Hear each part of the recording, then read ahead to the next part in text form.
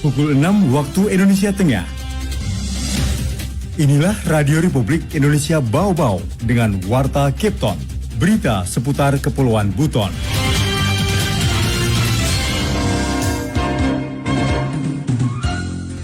Rencananya sih mungkin yang dalam waktu dekat ini kami coba kejar sesegera mungkin untuk pengukuhan di Bau-Bau dan Buton Tengah, serta lagi berkoordinasi juga ini dengan beberapa warcap yang lain.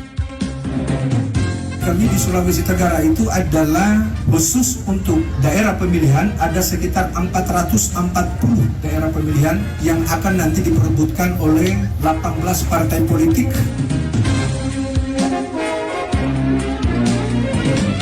Selamat pagi dari kawasan Bukit Waluyo Indah. Kami akan hadirkan berbagai informasi, di antaranya Lokapom Bau-Bau bakal libatkan pramuka dalam pengawasan obat dan makanan. Kebutuhan kelompok penyelenggara pemungutan suara KPPS di Sulawesi Tenggara pada pemilu 2024 sebanyak 57.099 orang.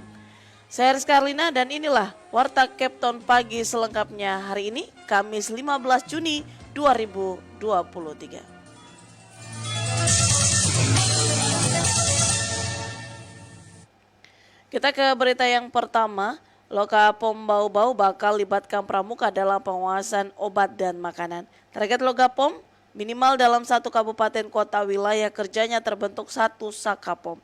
Waden Nurliani melaporkan.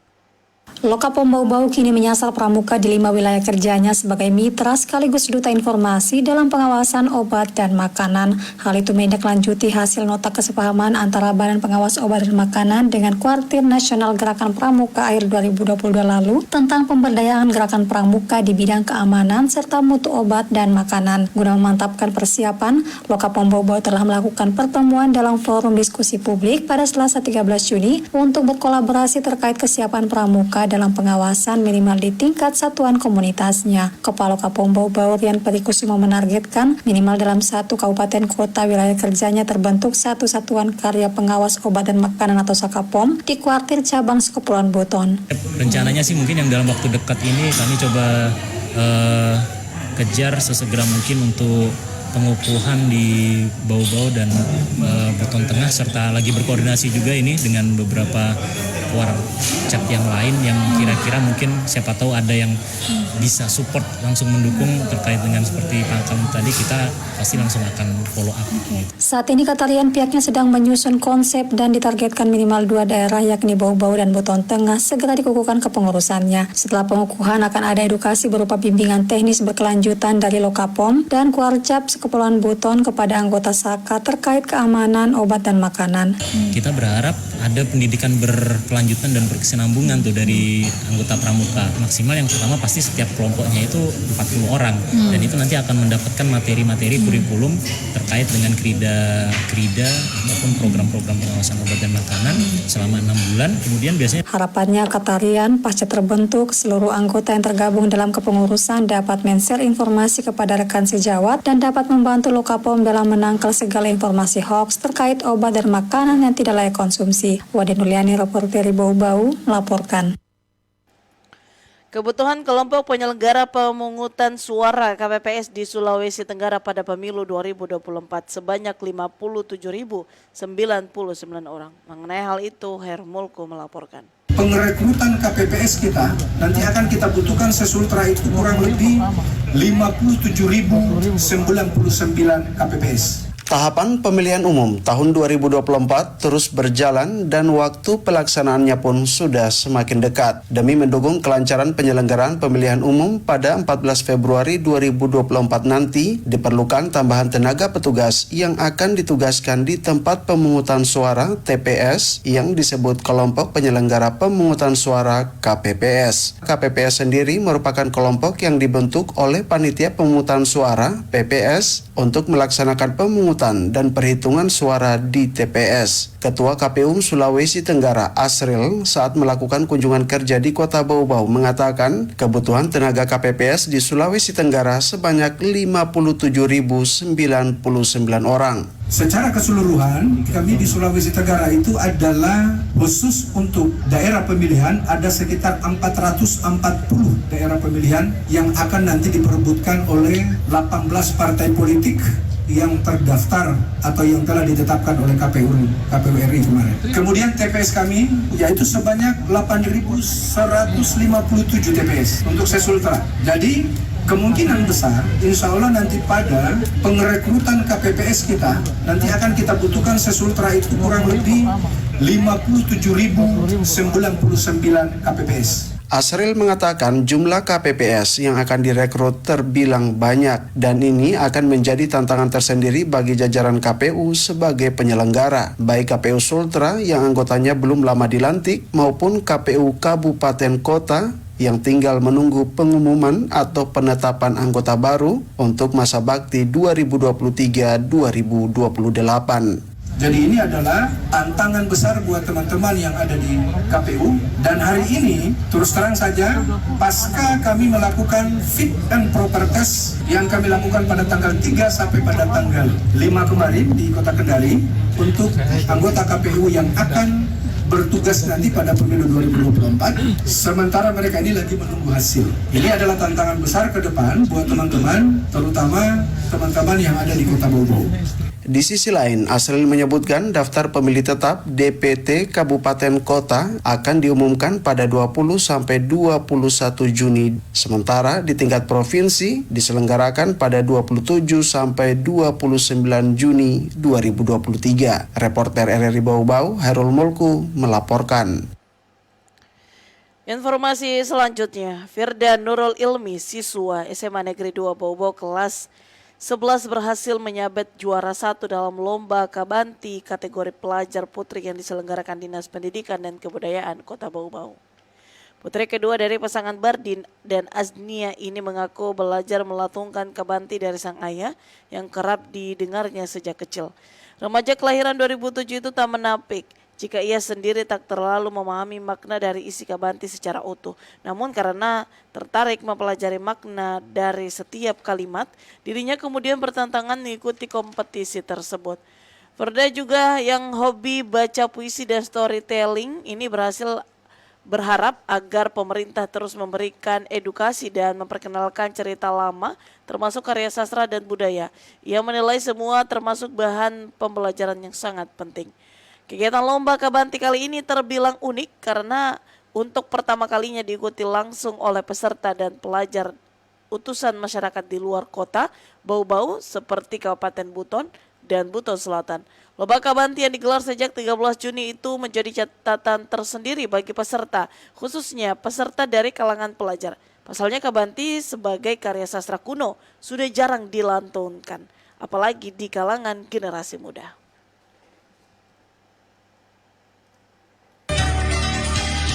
Anda sedang mendengarkan Warta Kepton, berita seputar Kepulauan Buton.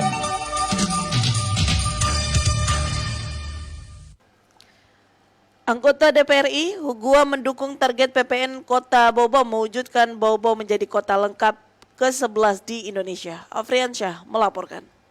Ya tentu kan tambahan anggaran pastinya. Kan tadi rata-rata kan 3.000 kalau nggak salah. 3.000 sekitar 3.000 tiap. Anggota DPR RI Hugua mendukung target Badan Pertanahan Nasional BPN Kota Bau-Bau mewujudkan Bau-Bau menjadi kota lengkap ke-11 di Indonesia. Kota lengkap berarti seluruh bidang tanah daerah itu telah terpetakan, terdaftar dan siap disertifikat. Karena itu anggota DPR Komisi 2 ini akan mengupayakan peningkatan anggaran di Kementerian ATR BPN yang merupakan salah satu instansi mitra kerja Komisi 2 DPR. Sebab untuk mempercepat Bau-Bau menjadi kota lengkap, menurut legislator asal Sulawesi Tenggara ini, jatah program pendaftaran tanah sistematis lengkap atau PTSL untuk BPN Bau-Bau harus ditambah 10.000 bidang, sedangkan saat ini rata-rata baru 3.000 bidang tiap tahun. Ya tentu kan tambahan anggaran pastinya. Kan tadi rata-rata kan 3.000 kalau nggak salah. 3.000 sekitar 3.000 tiap tahun. Ya, kami minta di atas 10.000. Ya taruhlah di atas 10.000 untuk bidang tanah ya. Nah ini tentu tidak mudah, tapi kan harus ada peningkatan anggaran. Yang jelas ini menariknya karena kalau kita menjadi 11 lengkap itu kan prestasi yang luar biasa buat Kanta dan Kanwil sini. Hugua juga memberi apresiasi kepada Kepala BPN Bau-Bau Asmanto Mesman karena berupaya menjadikan daerah eks pusat Kesultanan Buton menjadi kota lengkap dari 500 kabupaten kota di tanah air.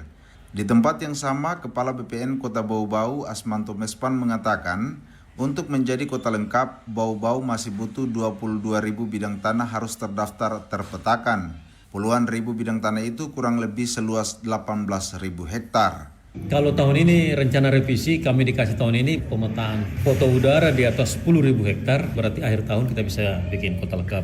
Tapi kalau tidak dikasih tahun ini berarti kita upayakan di tahun depan. Asmanto juga menyampaikan terima kasih kepada anggota DPR RI Hugua karena akan memperjuangkan anggaran untuk mendukung percepatan kota lengkap. Mantan Kepala BPN Muna Barat ini mengatakan jika suatu daerah menjadi kota lengkap maka banyak manfaat dapat dirasakan, antara lain masyarakat akan merasa aman terhadap bidang tanah yang dikuasai. Kedua, mafia tanah akan sulit masuk untuk mencoba spekulan tanah itu akan sulit masuk. Dan ketiga yang paling utama adalah memudahkan investasi. Karena satu tanah kalau sudah jelas kepemilikannya, setiap investor masuk pasti dia membutuhkan tanah dan pasti tanah yang dia butuhkan itu sudah jelas kepemilikannya. Jadi memudahkan investasi. Reporter RRI Bau-Bau, Afriansa melaporkan.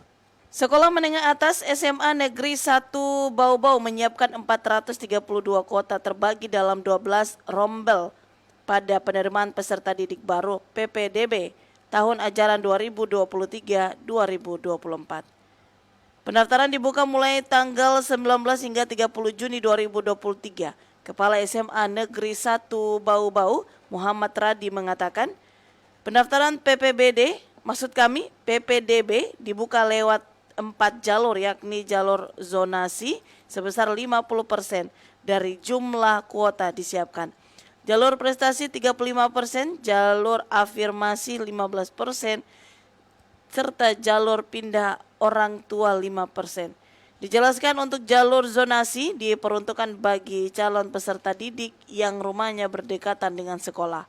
Meski begitu, pihaknya saat ini belum bisa memastikan berapa jarak pasti antara rumah dengan sekolah yang bisa diakomodir dalam jalur zonasi.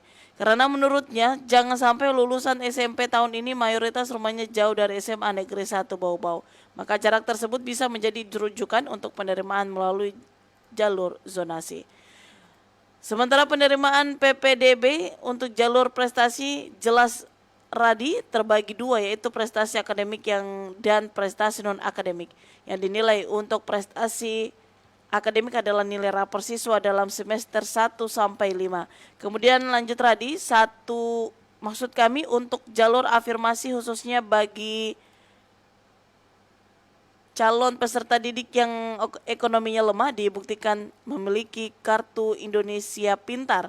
Ia mengatakan sedangkan jalur pindah orang tua diperuntukkan bagi calon peserta didik yang orang tuanya pindah antar kabupaten, kota, dan provinsi.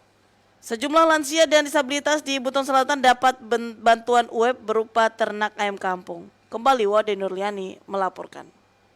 Momen bahagia sejumlah lanjut usia lansia dan penyandang disabilitas di Desa Bangun dan Desa Wawangi, Kecamatan Sampolawa, Kabupaten Buton Selatan di pertengahan tahun mendapatkan bantuan usaha ekonomi produktif atau UEP melalui program bidang kesejahteraan sosial lewat dana APBD yang melekat pada Dipa Dinas Sosial Kabupaten Buton Selatan. Para penerima dapat tersenyum lega karena bantuan mereka terrealisasi pada Selasa 13 Juni sore. Penyerahan bantuan berupa pakan ternak dan bibit ternak ayam kampung tersebut dipusatkan di Desa Bangun. PJ Bupati Buton Selatan Budiman mengatakan bantuan UEP lansia dan UEP penyandang disabilitas di tahun ini hanya ada di Kecamatan Sampolawa dengan jumlah penerima UEP lansia 10 orang, sedangkan UEP penyandang disabilitas 4 penerima. Tentu kami juga berdoa mudah-mudahan Bapak dan Ibu yang penerima atau bermanfaat ini mudah-mudahan tenaganya semakin bertambah dan bisa mensejahterakan. Saat pesan sama desa, jika ada masyarakat kita yang sama seperti ini dan mereka belum tersentuh, mungkin melalui tangan dingin Pak Desa juga,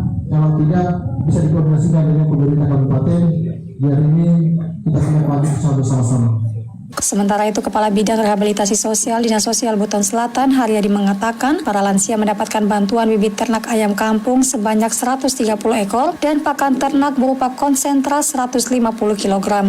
Masing-masing lansia mendapatkan jatah 13 ekor bibit ayam dan 15 kg konsentrat. Sementara bagi 4 disabilitas juga mendapat bantuan serupa dengan jumlah yang sama pula, 13 ekor ayam ternak dan 15 kg konsentrat, karena total bantuannya 60 kg konsentrat dan 52 ekor ayam untuk 4 orang penerima.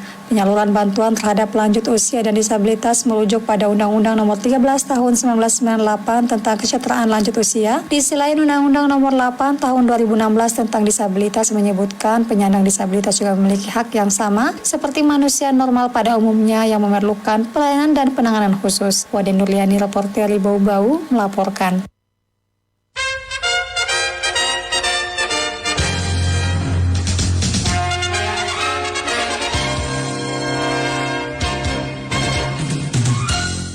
Sebelum kami akhiri, kembali kami sampaikan pokok-pokok berita. Lokapom Bau-Bau bakal libatkan pramuka dalam pengawasan obat dan makanan. Kebutuhan kelompok penyelenggara pemungutan suara KPPS di Sulawesi Tenggara pada pemilu 2024 sebanyak 57.099 orang. Demikian Warta Kepton pagi ini. Anda selalu mengupdate informasi lainnya dalam Kepton pagi ini dan juga polter resmi kami rri.co.id. Selamat pagi, saya Rizka Arlina dan sampai jumpa.